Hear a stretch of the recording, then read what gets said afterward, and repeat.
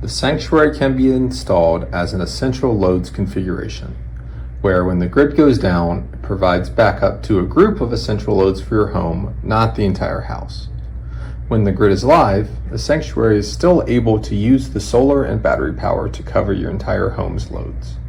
We do recommend including a transfer switch in your installation to bypass the sanctuary for service. To wire one sanctuary inverter for essential loads, start at the home's main panel. Install a breaker in the main panel. This will send grid power to the inverter's grid input.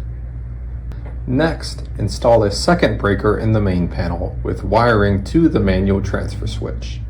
This switch controls whether your home runs on grid power or the inverter power.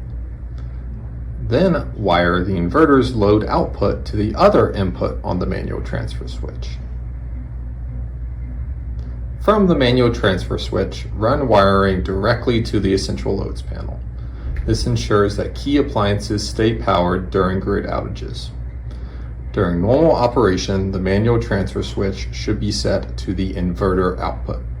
To bypass the sanctuary for servicing, the user can flip the manual transfer switch to the grid input.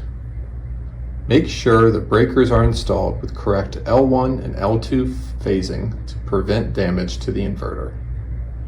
Incorrect wiring resulting in damage to the inverter will void warranty due to incorrect installation.